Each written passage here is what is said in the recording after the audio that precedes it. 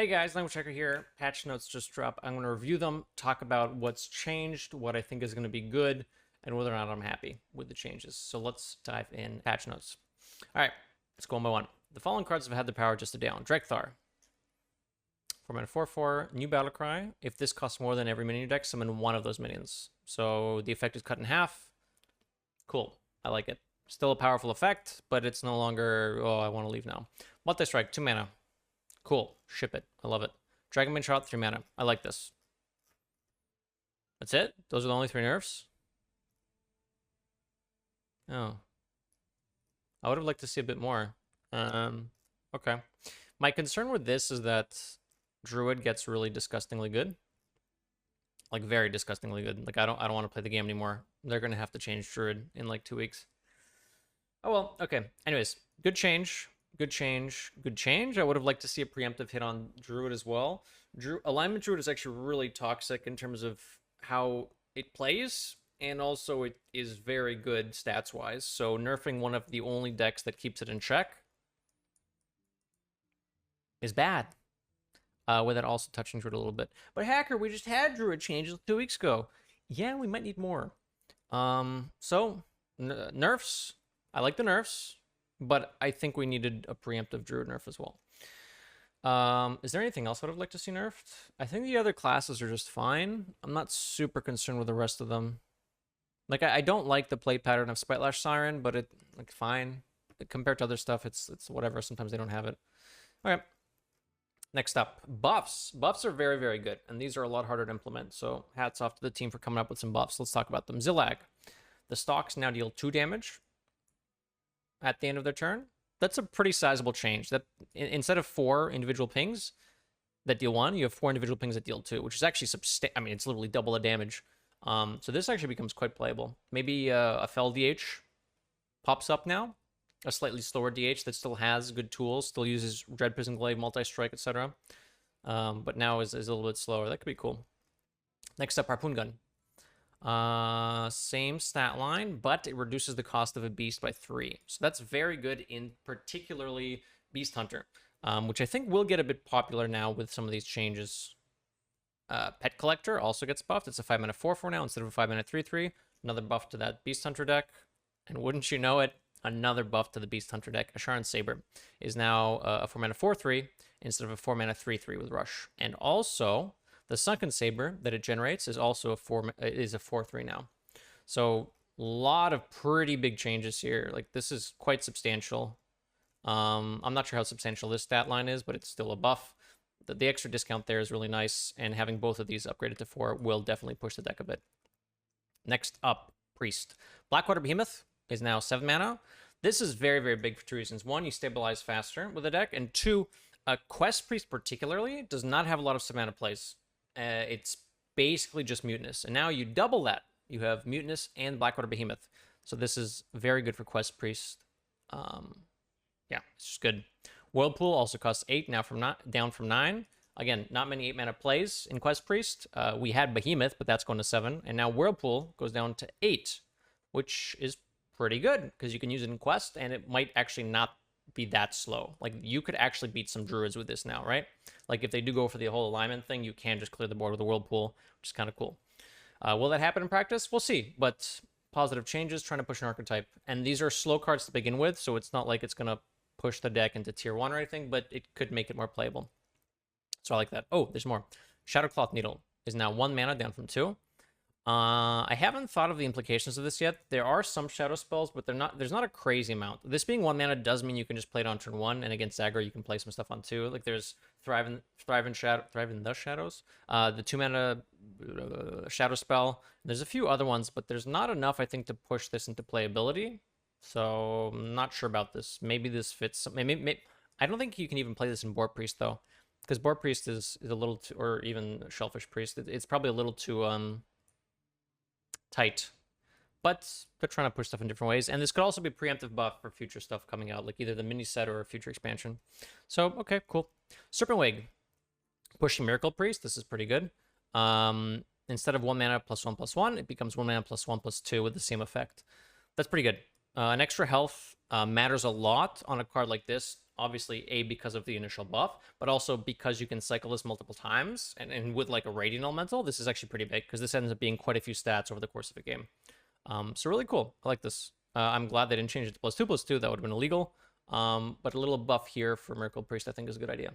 Excellent. We'll probably be seeing a Tempo Priest pop up. Maybe not because of the Shadowcloth Needle, but the stats on this might help a bit. Is it going to be better than Boar Priest? Depends on how you feel the deck is, but cool. Tooth and the Nefarian. Costs 2 mana now, down from 3. Seems fine. I don't like making super efficient rogue removal that can also go face, but rogue is kind of poopy, so fine, give it to them. Not the end of the world, seems fine. Smuggler gets buffed. It initially acted like it is after the change now. Then they changed it to summon a 0-cost minion, and now they changed it back because Quest Rogue lost some support. It still has most of the cards, if not all of the cards, but what they did lose was Secret Passage and Swindle. So they've lost card draw and I guess staying power in the game. So because of that, bumping this up a little bit, I think is fine. Wild Paw Knoll down to a 5-mana 4/5. I don't think we needed this. I think maybe changing it back to 6-mana 4/5 is fine. Changing it to a 5-mana 4/5, I really don't think we needed this. Just really unnecessary. I think this might get a little, especially with like the tooth change. There's probably gonna be a Burgle Rogue list now that just starts to get played with these changes. So kind of sketchy. Yeah. Test gets changed to 7 mana. Seems fine. Most of like the Burgle decks aren't really overtuned or anything. I mean, they're just not overtuned and they're probably not powerful to begin with. So making a few changes like this will definitely increase the power level of the deck. Cool. I like it. Pushing archetypes that aren't currently strong. Also, Hench Clan Burglar becomes a 4-mana 4/4. Seems solid. This could be good in a couple of things, actually. If you're pushing a non-aggressive pirate deck with like Hook Tusk top end, this becomes quite reasonable. It's resource generation and it's a pirate, and it also fits in the Burgle deck if you have space for it. So that's kind of cool. Next up, a couple of buffs to Warlock, which is, good. Warlock's kind of poop. Cultist, that gives your opponent Abyssal Curse, becomes a 3-mana 3/4, up from a 3-mana 2/3. Now we just play this on curve and it's an acceptable minion. Cool. Drag Below is 3 mana, Shadow Bolt with upside, very, very big, for 2 reasons. 1, you can actually play this on turn 3 to remove your opponent's threats, and 2, you can do combo stuff with Tamsin a lot faster now because of the reduced mana cost. You might not even have to run Mithril Rod anymore. You can go like Tamsin, Drag Below. I mean, you could still run Mithril Rod, but this makes it so much more flexible. And Curse Warlock was virtually unplayable, so this will probably push it a little bit along with some of the other nerfs that we're seeing. So cool. Especially with Quest Hunter being removed. I know that the curses proc the Quest Hunter's quest, which is kind of an interesting interaction. Anyways, awesome.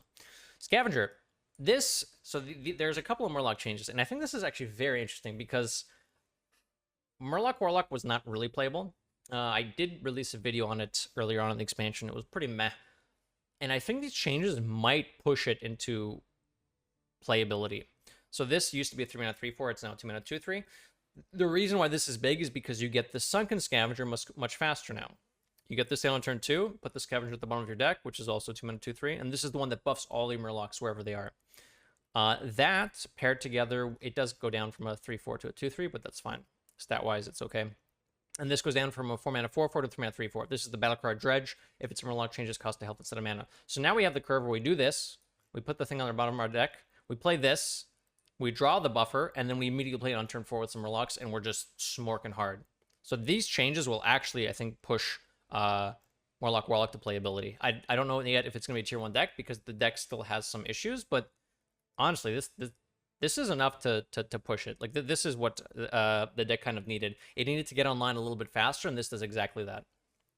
It's still a pretty specific curve that you need. Like, you still have to have this on 2 and this on 3, and if you don't have this, you could still do some Dredge stuff, but the positive changes, I think, pushing a lot of different archetypes that have been struggling. So overall, I'm very, very happy with the buffs that they've been showing. I haven't played with them yet, so I don't know how it's going to feel, but my guess is Hunter gets substantially worse. Dragonbane Shopping at 3 mana is really bad. Aggro DH is probably still playable, but it's no longer like free, because these two cards, Multi-Strike, really push the early game, but the deck can still operate very well in the mid to late game. So I think you can still either make it a mid-rangey deck or push it to like a Fel DH type thing. So I think DH is still going to be fine despite these nerfs. It's just more in line with the power level that they want. Like I mentioned, Hunter is going to get substantially worse. Dragonbane Shot at 3 is actually a massive deal because you can't efficiently remove aggressive deck boards as easily, and it means the late game turns get less good because you can't weave in as many Dragonbane shots, either killing off your own Huffers or killing multiple boards.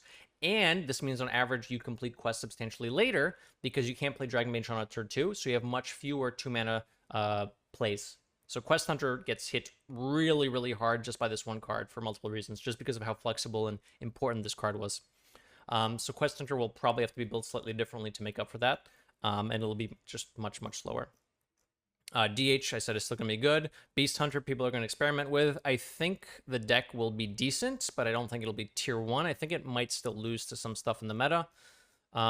Quest Priest probably is a little bit too slow, but there's a chance that it does stick because of these changes. One of the main issues with Quest Priest in general is that you couldn't complete the last stage of the quest that easily with what you have in the deck, and now you might be able to. So we'll see if that pops up. I'm not sure about Miracle Priest. Rogue, definitely. Rogue stonks way up because the changes here. Not Pirate Rogue, which I'm glad, because Pirate Rogue I don't think needed to be changed, but Burgley stuff got supported. I am still not sure about this, but we'll see how bad it is. Curse Warlock, I think, is an option as well now. And Murloc Warlock, I think, is also going to be an option. Are they going to be tier 1? No, but they'll be playable, which I think is good. Cool. After this, there's BG changes, which I don't really cover too much. Yeah. Overall thoughts, cool. Would have liked to see Druid touched a bit more, because I think it's still going to be a problem. But otherwise, I'm excited to try out some new stuff.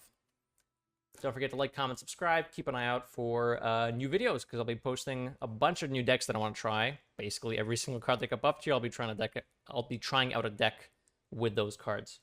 Yeah, happy patch day. Hope that the changes are what you wanted to see. If not, let me know in the comments what you would have liked to see, or if you like the changes, or if you don't like the changes.